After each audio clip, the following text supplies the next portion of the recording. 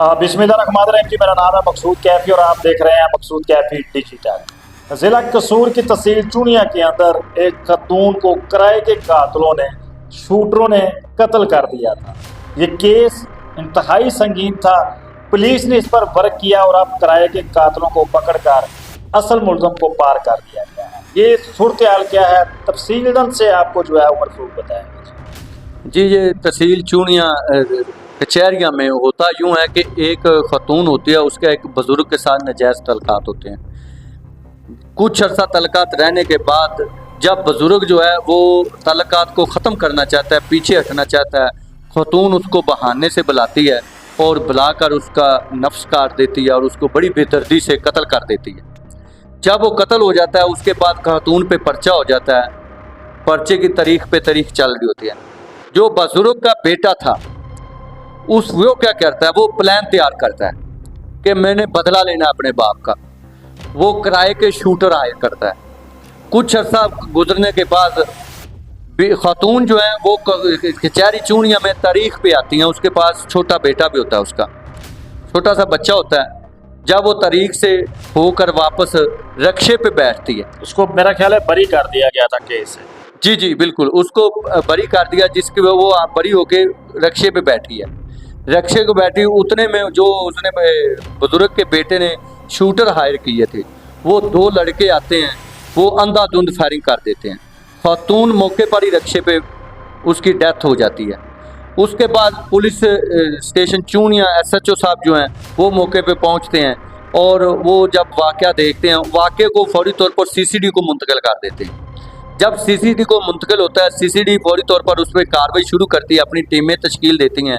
तो कातल का सराग लगाना जब शुरू करती है तो पता चलता है कि कातल उस बुज़ुर्ग का बेटा है। जब उसके बेटे को पकड़ा जाता है तो उसका बेटा बताता है कि मैंने आगे से बंदे हायर किए थे कि इस औरत को आपने मारना है। अच्छी खासी रकम दी गई, अच्छी खासी, वो बहुत ज़्यादा पैसों की डील हुई, पैसे लिए थे उन दो लड़कों ने। पुलिस जो है उस के रास्ते से उसको उसके ज़रिए उन दो शूटर को जो है वो बुलाती है, उसको पकड़ लेती है। जब उनको पकड़ती है तो जो असल मुलज़िम होता है, जो शूटर असल होता है, जिसने फायर मारे होते हैं खातून को, पुलिस उसको पुलिस के मुकाबले में अल्लाह के सुपुर्द कर देती है, अल्लाह हाफिज़ कह देती है, उसको पार कर देती है।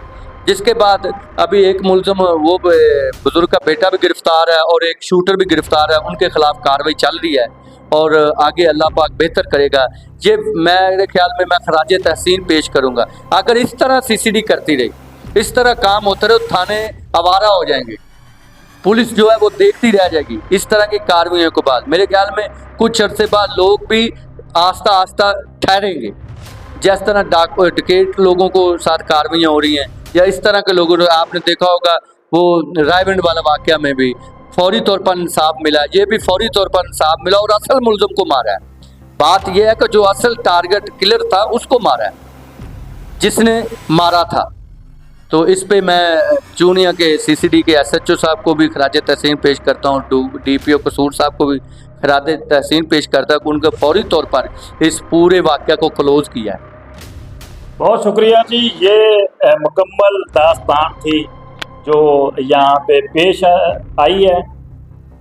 उस खतून का वल्लाह अलम हम नहीं कह सकते कि उस बुज़ुर्ग को उसने ही मर्डर किया था, लेकिन ये हम दावे से कह सकते हैं कि बेटे का मुकम्मल शक था उस पर। उसको यकीन था कि मेरे बाप को इसने ही मारा है। होता क्या है, केस चलता है, उस खतून का FIR होती है, वो जेल चली जाती है, फिर बेल पर बाहर आती है और फिर प्रॉपर वो ट्रायल अपना वो लड़ती है।